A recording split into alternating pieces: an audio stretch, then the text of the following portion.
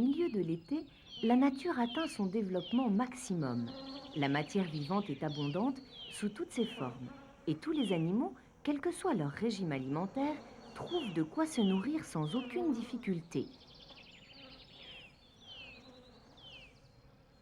Il en va tout autrement lorsque l'hiver est installé. L'herbe tendre, les fleurs ont disparu et avec elles presque tous les insectes. Les chants et les cris des oiseaux se sont arrêtés car beaucoup d'entre eux ont mystérieusement déserté les lieux. La disparition d'oiseaux à la mauvaise saison a toujours étonné les hommes et donné naissance à de nombreuses légendes. Jusqu'au XVIIIe siècle, on croyait par exemple que les hirondelles passaient l'hiver sous l'eau, au fond des étangs, et que les pêcheurs les prenaient parfois dans leurs filets en même temps que les poissons. Même les plus grands savants de l'époque acceptaient cette drôle d'histoire car personne ne savait où passaient les oiseaux. Aujourd'hui, on sait que les hirondelles, comme beaucoup d'autres espèces, partent pour de très longs voyages, car ce sont des oiseaux migrateurs. La migration est en général un long déplacement entre deux endroits différents où les animaux trouveront toujours les meilleures conditions de vie. Les hirondelles quittent ainsi l'Europe dès la fin de l'automne pour passer l'hiver en Afrique. Elles trouveront là-bas la chaleur et surtout les insectes dont elles ont besoin pour se nourrir. L'étude approfondie de la migration des oiseaux a pu se faire grâce à la pose de bagues sur leurs pattes. Voilà comment les choses se passent. Les scientifiques installent de grands filets dans des passages repérés à l'avance.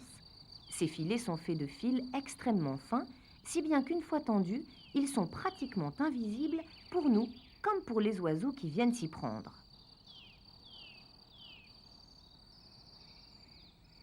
Il ne reste plus qu'à les sortir délicatement des mailles pour procéder ensuite à la pose de la bague.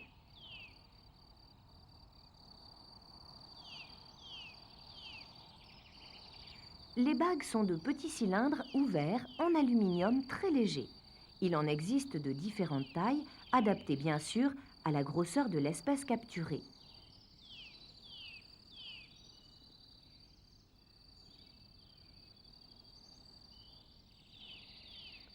Chaque bague a son propre numéro. Ainsi, une fois marqué, l'oiseau porte une véritable plaque d'immatriculation qui permettra plus tard de l'identifier.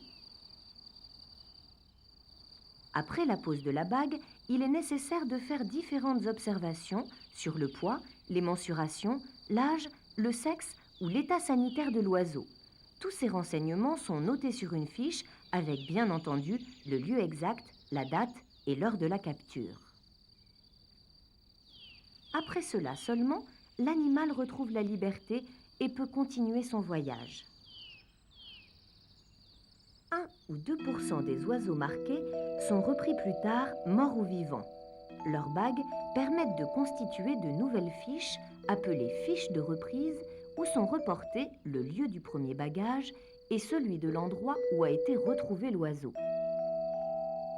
Une grive, par exemple, baguée un 15 octobre en URSS, a été tuée à la chasse 2 mois plus tard en France, dans le département du Jura. Pendant ce laps de temps, elle a parcouru un peu plus de 1500 kilomètres.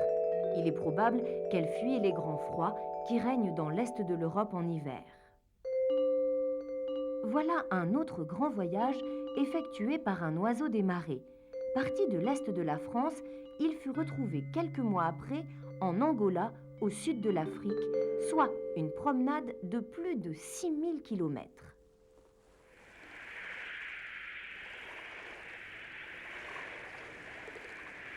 La migration sur de grandes distances représente pour les oiseaux une dépense d'énergie considérable.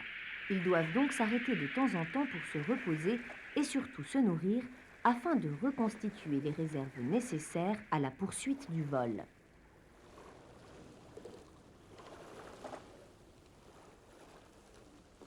Les zones de ravitaillement sont réparties tout au long des voies aériennes empruntées par les oiseaux.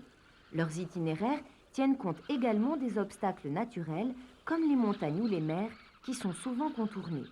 Ainsi, en règle générale, les oiseaux migrateurs d'Europe passent soit par le détroit de Gibraltar en Espagne, soit par l'Italie, soit par le détroit du Bosphore en Turquie pour atteindre l'Afrique, où ils passeront l'hiver en toute tranquillité.